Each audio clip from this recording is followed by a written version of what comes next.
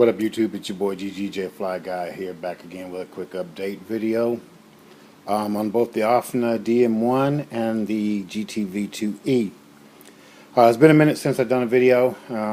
Been pretty crazy around my house, trying to get some household projects done and some RC projects done, and in the middle of all that the wife decided she wants to buy a new house, so I've been house hunting also. But I'm doing this video because of this past weekend, Father's Day weekend. My wife decided to surprise me with a getaway to Houston. She sent me away for the weekend so I can enjoy a weekend at the Gulf Coast Raceway track.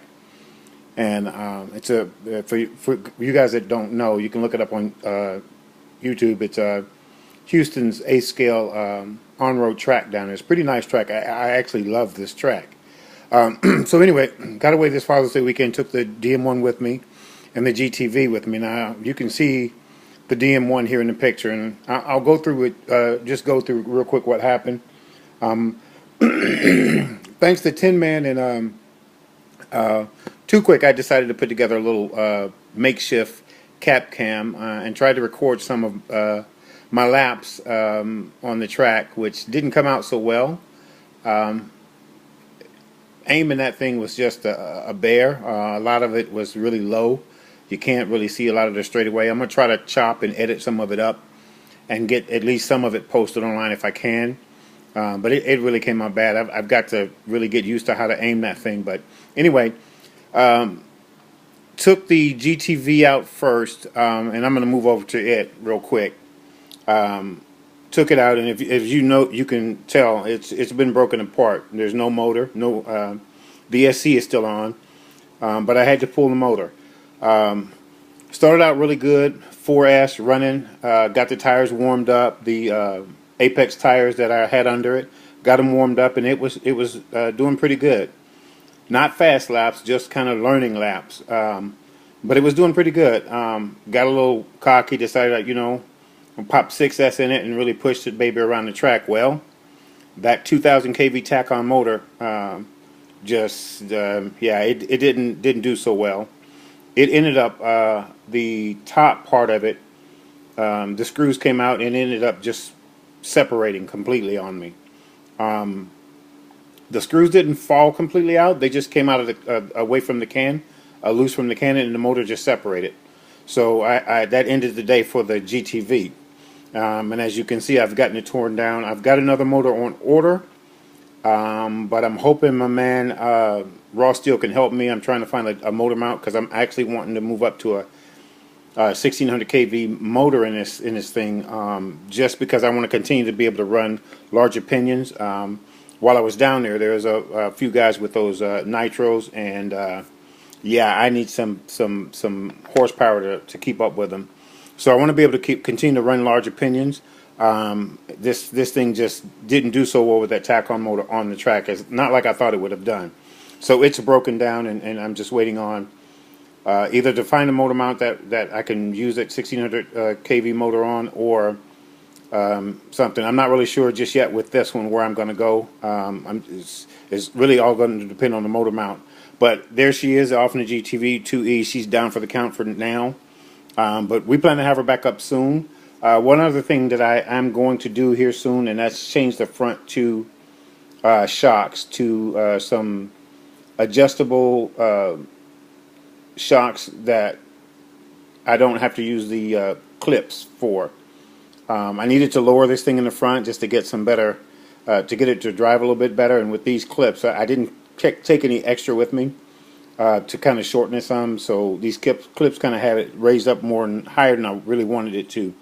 But anyway, that's the GTV torn apart. You guys can see she's down for the count for now, but she will be back up here soon. Like I said, I just got to figure out the motor and the mounting portion with that larger size motor from there. Move on to the Dm-1, and this is the one I really thought was going to do well. That Castle 2200 kV motor in it. I still have the 28 tooth pinion. But and if I get a chance to post a video, you guys can hear it. That motor really cogs under the weight of this vehicle, and with that 29 tooth pinion I had in it, I mean, it was really cogging really bad. And after probably 6 or 7 laps, especially with not getting any traction, the pinion just broke free. And that's been a constant ongoing problem with this car for me, is getting the pinion to stay on. I've tried blue Loctite, I've tried red Loctite. It's just doesn't seem to want to stay on with the size. And I just think it's the gearing's not right for that motor and the weight of this vehicle. And I'm really feeling like going up in a motor size, something that can push a 5th scale, will allow me to run those larger pinions, that 29 tooth pinion, and not have that cogging issue. I may be incorrect, and if you guys have any insight on that, let me know. But I'm really thinking moving up to a larger motor, and I'll do an unboxing of the motor that I ordered for it. It's not going to fit here, but I found a motor mount specifically made for the Dm-1 chassis that will allow me to run the motor that I'm getting. And you guys will see it when it comes. I want to give a shout out to my man Rockbud for hooking me up and giving me the information I need. I did get a hold of the guy, and it's on the way. So I'll do an unboxing of it when it gets here. But anyway, right around about the 3rd or 4th set of laps, it broke free, and just ended my Saturday. I turned into a spectator at that point, but that track is fun. I did get a chance to run a nitro. One of the guys there let me run his nitro about 3 or 4 laps. It's a really, really nice track. If you're ever in the Houston area and you have your RCs with you, check it out. It's Gulf Coast Raceway. It's actually a little north of Houston in a little town called Porter, Texas, but it's really nice. It's $10. You get to run all day long. They give you a band and you can go in and out and run your cars all day. It's a really nice track.